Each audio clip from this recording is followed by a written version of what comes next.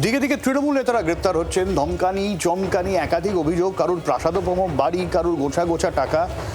আবারও গ্রেপ্তারির খবর সামনে আসছে। এবার ব্যারাকপুরের বন্দিপুর পঞ্চায়েত, তার উপপ্রধান প্রসেনজিৎ শাহ গ্রেপ্তার হলেন। অন্যদিকে আগ্নেয়াস্ত্র সহ গ্রেপ্তার হলেন তৃণমূলের প্রাক্তন বিধায়ক রামেন্দু সিংহ রায়, তার ঘনিষ্ঠ এক নেতা।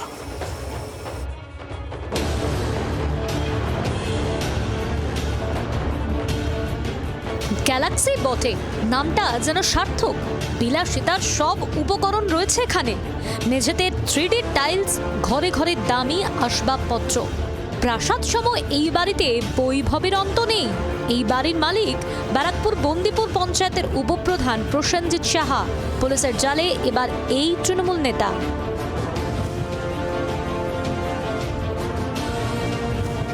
প্রথমে তৃণমূলের যুব নেতা, 2 বছর আগে খড়দা তৃণমূলের ব্লক সভাপতি পদে বসেছিলেন প্রসেনজিৎ। আর তারপরে যেন রকেট গতিতে উত্থান। দিন দিনই প্রতিপত্তি বাড়তে থাকে প্রসেনজিতের। প্রভাব প্রতিপত্তিতে আলিশান বাড়ি গড়েন খুব কম সময়। কুকীর্তির অন্ত নেই প্রসেনজিতের। এলাকায় হুমকি, তোলাবাজি, জলাশয়ে বোঝানো সহ একাধিক অভিযোগ রয়েছে তাঁর বিরুদ্ধে। অভিযোগ, বন্দিপুর এলাকার একাধিক ছোট ফ্যাক্টরি মালিককে চমকাতেন ধমকাতেন প্রসেনজিৎ। ভোটের রেজাল্টের পর থেকেই বেপাত্তা ছিলেন তিনি। বৃহস্পতিবার রহরা থেকে তাকে গ্রেফতার করে পুলিশ।